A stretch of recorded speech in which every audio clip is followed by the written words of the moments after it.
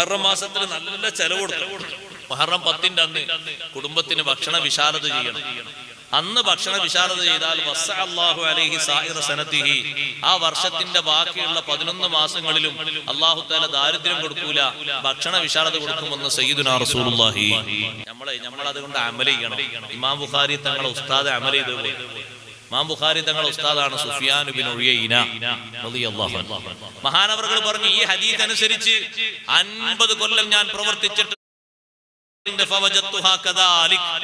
50 കൊല്ലം എനിക്ക് ദാരിദ്ര്യം എന്ന് പറയുന്ന സംഗതി തന്നെ ഉണ്ടായിട്ടില്ല. നോമ്പ് നോറ്റാൾക്ക് അങ്ങനെ നോമ്പ് നോൽക്കാത്തതാണ്. ചെറിയ കുട്ടിയെ വിളിച്ച് എനിക്ക് എന്താ വേണ്ടി? കുട്ടി പറഞ്ഞു എനിക്ക് ആട്ടർച്ച വേണ്ടി. കണക്കൂട്ടി നോക്കി 600. മറ്റേ കുട്ടി വെച്ചാൽ കുട്ടി പറഞ്ഞു എനിക്ക് ആവോലിയാ വേണ്ടി. അതാ വരുന്നത്, അതിന് 700. വേറെ കുട്ടി പറഞ്ഞു എനിക്ക് ചെമ്മീനാ വേണ്ടത്. നല്ല ചെലവ് കൊടുക്കണമെന്ന്. ഭക്ഷണ വിശാലത ചെയ്യേണ്ട വർഷത്തിലെ ഒരു ദിവസമാണ്. ബാക്കിയുള്ള എല്ലാ മാസങ്ങളിലും അള്ളാഹു വിശാലത തരും.